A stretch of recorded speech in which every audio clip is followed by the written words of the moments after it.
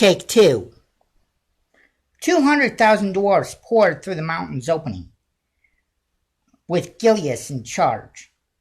Irene stood in the dust of what was King Gilius. The horrors and the undead were so focused on the battle happening around Nightfair, they didn't hear the explosion. Irene looked around and saw a small forest a little ways off. If she could get there, she could hide for the 3 days needed before the king could return. For 3 days, Irene waited in the forest. On the third day, Irene felt the ground shake. Leaving the forest, she could see a sea of dwarves charging towards the city of Nightfair. A handful of dwarves broke off, led by Gilius. The group of dwarves stopped as Gilius stepped forward. Irene, are you ready? I am, Gilius. Good.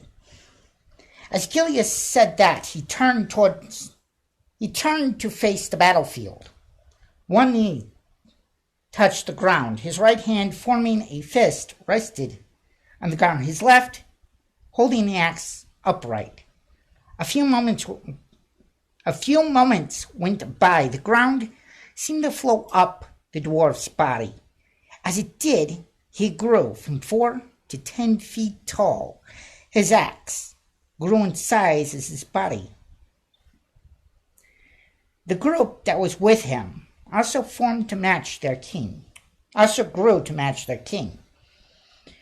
Irene followed closely behind the group. As the larger dwarf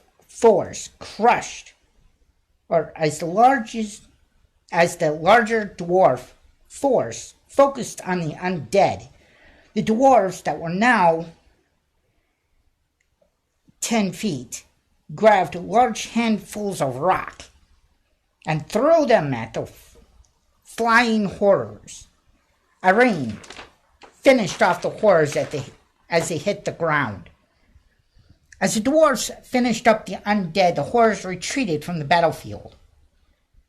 The last of the undead that was fighting around the city fell.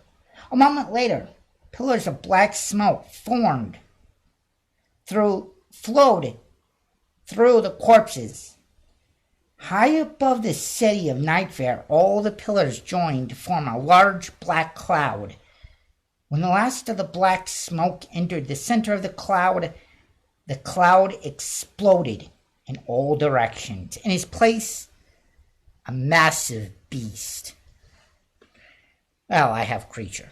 Massive creature. Man, I wish I had some editing software. I'll leave it at that for now. Bye.